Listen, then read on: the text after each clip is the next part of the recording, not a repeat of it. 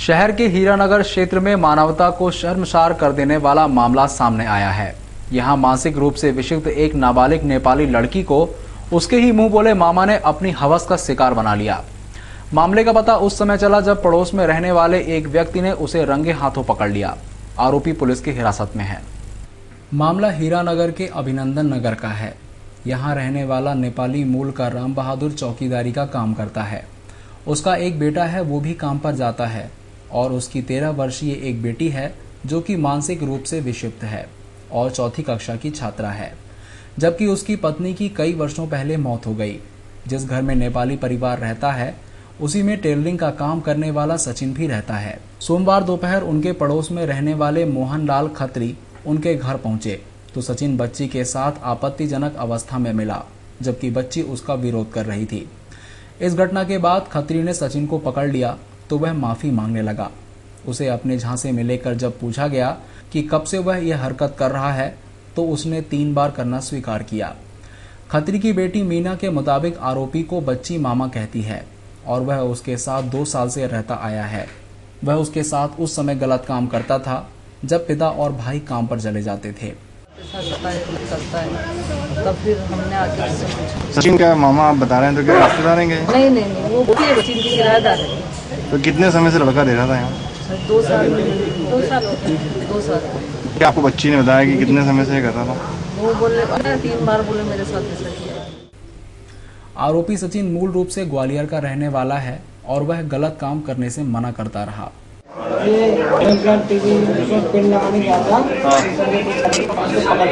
क्यों पकड़ा तुम्हें?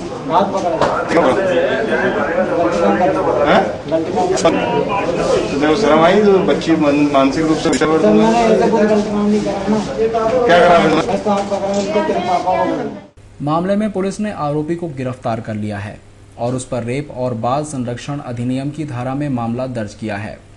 थाना प्रभारी के मुताबिक आरोपी लंबे समय से बच्ची का शोषण कर रहा है और किसी को बताने पर जान से मारने की धमकी देकर दबाव बना रहा था। बच्ची कैसी थी मानसिक रूप से? क्या देखिए, बच्ची अपने बारे में पूरी बात बता रही है, घटना को पूरा बता रही है, लेकिन ऐसा लगता है कि बच्ची मूल रूप से मानसिक रूप से लेकिन उसका अविकसित कहना भी गलत है। आरोपी की क्या वजह किस तरह का इंतजाम? आरोपी रेडीमेड कॉम्प्लेक्स ठेके पर लाकर अपने घर पे सिलाई वगैरह काम करता है। इसका नाम सचिन पुत्र कांता प्रसाद कोरी, मूल रूप से झांसी रहने वाला है। इस तरह की कब से बच्ची के दुष्कर्म कब से कर रहा था? ऐसे तो एक जांच का विषय है, लेकिन जो अभी जैसे चला काफी लंबे समय से बच्ची दबा धमका कर रहा है। सराफा थाना क्षेत्र के एक व्यापारी का 2 दिनों से कोई पता नहीं लग पाया है। परिजनों ने ब्याजखोरों पर आरोप लगाते हुए व्यापारी के अपहरण की आशंका जताई है। पुलिस ने गुमशुदगी दर्ज कर व्यापारी की तलाश शुरू कर दी है। सराफा थाना क्षेत्र के मरोठिया में डेकोरेशन शॉप संचालित करने वाला गौरव सोलंकी शनिवार रात दुकान बंद कर घर के लिए निकले थे, लेकिन देर रात तक घर नहीं पहुंचने से परिजन परेशान हो गए। करीब 2 दिन बाद भी गौरव का कोई पता नहीं लग पाया। परिजनों ने ब्याजखोरों पर आरोप लगाते हुए अपहरण की आशंका जताई। परिजनों के मुताबिक गौरव ने अमरजीत सिंह और मनीष अग्रवाल से ब्याज पर पैसा लिया था और इसी के चलते दोनों ने गौरव को कई दिन से धमकी दी थी।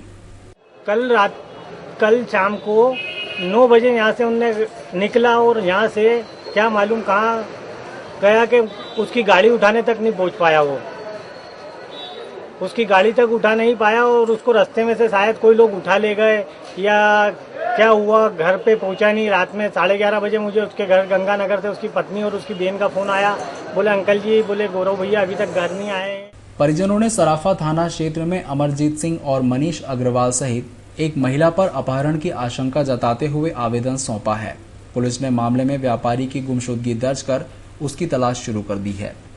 सागर के एनएसयूआई जिला अध्यक्ष को पुतला दहन करने के मामले में गिरफ्तार करने का मामला तूल पकड़ता जा रहा है।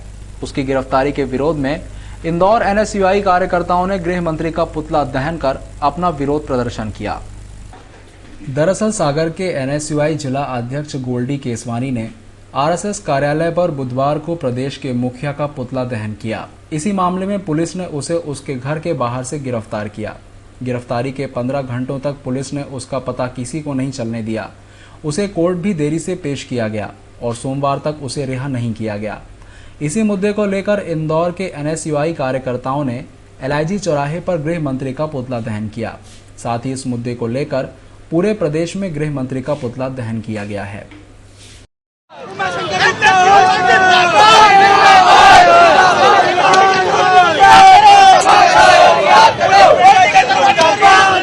RSS कार्यालय के बाहर उनको एकदम ऐसा गुंडों जैसा व्यवहार किया और उनका कोई भी पता नहीं है। बुधवार से उनकी गिरफ्तारी हुई है।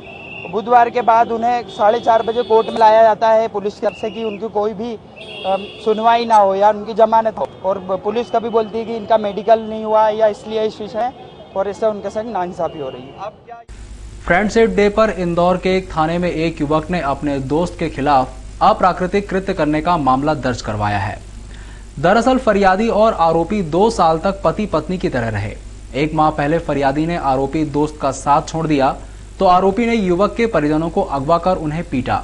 माता पिता के साथ हुई मारपीट के बाद पीड़ित दोस्त सामने आया और अपने मामले की शिकायत पुलिस को की। टीवी स्क्रीन पर नजर आ रहे इस युवक का नाम धर्मेंद्र सिंह है। मूल रूप से खरगोन के पेनपुर गांव का निवासी धर्मेंद्र 3 साल पहले पढ़ाई करने इंदौर आया। यहां उसकी पहचान खुड़ैल गांव में रहने वाले अनवर शाह से हो गई। दरअसल ये दोस्ती सिर्फ दोस्ती ना होकर दैहिक संबंधों की थी। दोनों एक दूसरे को इतना चाहने लगे कि अनवर ने अपनी पत्नी व 3 बच्चों की परवाह न करते हुए धर्मेंद्र को अपने घर में ही रख लिया।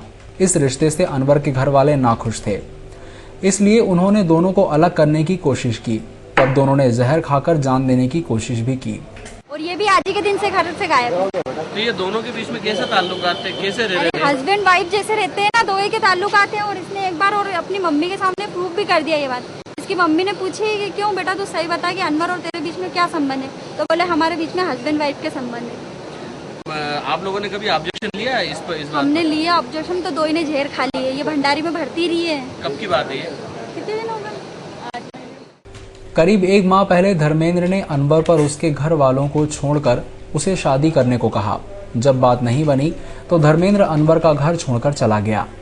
अनवर के परिजनों के मुताबिक अनवर भी तभी से गायब है। अनवर 4 दिन पहले धर्मेंद्र के घर पहुंचा और उसके माता पिता से धर्मेंद्र का पता पूछा। जब धर्मेंद्र का परिजनों ने उसका पता नहीं बताया तो अनवर उन्हें अगवा कर ले गया और मारपीट की। धर्मेंद्र के परिजनों ने इसकी शिकायत खरगोन के एक थाने में दर्ज करवाई। धर्मेंद्र को जब माता पिता के साथ मारपीट का पता लगा तो उसने खुड़ैल थाने पहुंचकर अनवर के खिलाफ दैहिक शोषण की रिपोर्ट दर्ज करवाई। धर्मेंद्र के परिजनों ने अनवर द्वारा की गई मारपीट की जानकारी देते हुए उस पर धर्मेंद्र के साथ डरा धमकाकर अनैतिक काम करने का आरोप लगाया है। वहीं उनसे जब 2 साल तक चुप रहने का सवाल किया गया तो उन्होंने कोई जवाब नहीं दिया। 1.5 साल तक मेरे साथ में शोषण किया, मेरा धमका के मुझे रखा। मेरे पेरेंट्स को भी मतलब किडनैप करके यहाँ पे लेके आया, मारकूट की उनके साथ में भी, फोन पे धमकी दे रहे हैं। अनवर नाम है उसका। अनवर कहाँ रहता हूँ? 8 खरगोन। तो कब से दोस्ती थी आपकी? 2 साल हुआ था। बहरहाल दोस्ती जैसा पवित्र रिश्ता फ्रेंडशिप डे पर ही इस तरह से बदनाम हुआ। मामले में आरोपी दोस्त अनवर के खिलाफ खुड़ैल पुलिस ने प्रकरण दर्ज कर उसकी तलाश शुरू कर दी है। वहीं अनवर के परिजन धर्मेंद्र को पूरे मामले का दोषी बता रहे हैं। चुनाव नजदीक आते ही आरोप प्रत्यारोप के मामले सामने आने लगे हैं। इस बार अपने समाज को साधने के लिए कांग्रेस के एक पूर्व विधायक ने बीजेपी के वर्तमान विधायक पर पुलिस पर दबाव बनाने का आरोप लगाया है। मामला दोनों के समाज के लोगों के बीच हुई मारपीट का है। दरअसल 29 जुलाई को आजाद नगर थाना क्षेत्र में खाती समाज और यादव समाज के 2 पक्षों के बीच विवाद के बाद मारपीट हो गई थी। घटना में दोनों पक्षों के लोग घायल हुए थे, जिसके बाद पुलिस ने खाती समाज के लोगों की ओर से यादव समाज के लोगों के खिलाफ बड़ी आपराधिक धाराओं में मामला दर्ज किया। जबकि यादव समाज के लोगों ने जब क्रॉस कंप्लेंट की तो उनकी शिकायत में मामूली धाराओं में शिकायत दर्ज की गई। इस मामले में सोमवार को यादव समाज के लोगों ने पलासिया एसपी कार्यालय का घेराव कर डाला। इस दौरान पूर्व कांग्रेसी विधायक रामलाल यादव ने वर्तमान बीजेपी विधायक जीतू जिराती पर आजाद नगर पुलिस पर दबाव बनाने का आरोप लगाया है। यादव के मुताबिक आजाद नगर थाना प्रभारी को विधायक जीतू जिराती ने फोन लगाकर दबाव बनाया था, जिसके बाद पुलिस ने उनके लोगों के खिलाफ शिकायत में मामूली धाराओं में मामला दर्ज किया है। उसके बाद वहाँ के लोग आज भी मतलब बच्चों को थोड़ा रोकते हैं, परेशान करते हैं। झगड़ा 29 तारीख का है। उसके बाद ये लोग शांत बैठे थे कि चलो ठीक है जो हुआ। अब स्थिति ये है कि या तो खाती समाज और यादव समाज आपस में झगड़ा करे और या समझौता करे। तो ना हमें झगड़ा करना, ना हमें समझौता कोई करना। हम तो इसलिए यहाँ आए हैं कि हमारे समाज के लोगों को साथ मारा पीटी हुई, उसमें जीतू जीराती के कहने पे पुलिस ने उन पे केस नहीं लगाया और जो लोग कावड़ यात्रा में गए हैं उन लोगों के नाम भी लिख दिए, वो हटाए जाए, वो निकाले जाए और उन पे कार्रवाई की जाए। एमजी रोड स्थित अग्रवाल स्टोर पर बीती रात चोरों ने जमकर हाथ साफ किया और यहां से 1.5 लाख रुपए से अधिक नकदी और हजारों रुपए कीमत के कपड़े चुरा कर ले गए। चोरों की हरकत वहां लगे सीसीटीवी कैमरे में कैद हो गई। एमजी रोड पुलिस मामले की जांच में जुटी है। गौर से देखिए इन बदमाशों को। ये अग्रवाल स्टोर की सेफ को तोड़ने का प्रयास कर रहे हैं, लेकिन जैसे ही पता चला कि यहां सीसीटीवी कैमरा लगा है, उन्होंने कैमरा ही बंद कर दिया। दरअसल एमजी रोड स्थित अग्रवाल स्टोर पर 4 चोर छत के रास्ते आए और वहां से नकदी और कपड़े चुरा ले गए। दुकान संचालक के मुताबिक 2 बार पहले भी स्टोर में चोरी की घटना हो चुकी है, लेकिन तब इतना नकद नहीं गया था। लेकिन इस बार चोर सेफ तोड़कर 1.5 लाख रुपए से अधिक नकदी और पहनने लायक हजारों रुपए के कीमत के कपड़े चुरा ले गए। ज़्यादा तो नहीं गया था सामान चोरी। पहले भी कैश पे जो पेटी कैश रहता है स्टोर का, वो लगभग 25-30 हज़ार दोनों बार इतना कुछ चोरी हुआ। इस बार चोरी कुछ ज़्यादा दिख रही क्योंकि पीछे का जो लॉकर हम लोगों ने सेफ बना रखा है वो भी टूटा हुआ। पर एग्जैक्टली इसमें कितना कैश था क्या नहीं था तो अभी हम लोगों ने भी नहीं चेक किया कितना क्या चोरी हुआ। लगभग 1 लाख। हाँ, इससे कुछ थोड़ा ज़्यादा ही होगा। चोरी की सूचना पर एमजी रोड थाना प्रभारी और सीएसपी मौके पर पहुंचे। पुलिस ने स्टोर के सीसीटीवी फुटेज लिए हैं, जिसके आधार पर पुलिस ने चोरों की तलाश शुरू कर दी है।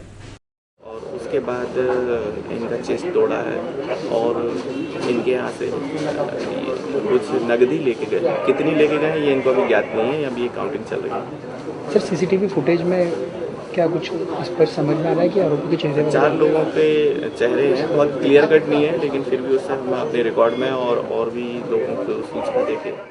कल दिल्ली में केंद्रीय मंत्री कमलनाथ ने जब मध्य प्रदेश का मुख्यमंत्री बनने की इच्छा जताकर कांग्रेस में नई बहस को जन्म दे दिया, तो आज इंदौर में प्रदेश के उद्योग मंत्री कैलाश विजयवर्गीय ने इसी संदर्भ में विवादित बयान देकर मुश्किलें खड़ी कर दी हैं।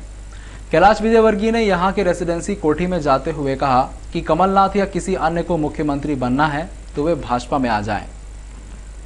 कैलाश विजयवर्गीय ने यहां रेसिडेंसी कोठी में जाते हुए कहा कि कमलनाथ या किसी अन्य को मुख्यमंत्री बनना है तो वे भाजपा में आ जाएं। कैलाश ने कमलनाथ के सीएम बनने की इच्छा पर चुटकी लेते हुए यह भी कहा कि सरकार तो कांग्रेस की नहीं आना है, सरकार भाजपा की ही बनेगी, इसलिए जिसे मुख्यमंत्री बनना है उसे पहले भाजपा में आना होगा। देखिए, ऐसा है कि जिस तरीके से माननीय मुख्यमंत्री जी को जन आशीर्वाद यात्रा में जन समर्थन मिल रहा है, उससे कांग्रेस में बौखलाहट आ गई है, कांग्रेस में घबराहट भी आ गई है। और न सिर्फ घबराहट आई है, अब वो एक भानुमति का कुनबा जोड़ने की कोशिश कर रहे हैं। प्रदेश के अंदर 8 स्थानों पर अभी भी मेरे पास खबर आई कि वो कोई एकता सम्मेलन का प्रदर्शन करना चाहते हैं प्रदेश की जनता के सामने कि हम एक हैं। दुर्भाग्य की बात है मध्य प्रदेश के लिए कि कांग्रेस को ये प्रदर्शन करना पड़ रहा है कि हम एक हैं, और उसके लिए वो 8 स्थानों पर कुछ एकता प्रदर्शन करने वाले हैं। फिर कभी कभी किसी को सपना आ जाता है कि मैं मुख्यमंत्री बनूं, मैं मुख्यमंत्री बनूं, मैं मुख्यमंत्री बनूं।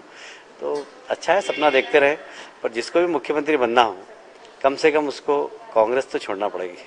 अच्छा, एक चीज और अजय सिंह जी ने कहा है कि जन आशीर्वाद जो यात्रा है वो अपशकुन है। और मंत्री विजयवर्गीय ने जहां इस बयान के साथ कमलनाथ को सीधे भाजपा में आने का न्योता दे दिया, वहीं वर्तमान मुख्यमंत्री शिवराज सिंह चौहान की कार्यशैली पर सवालिया निशान लगा दिया है।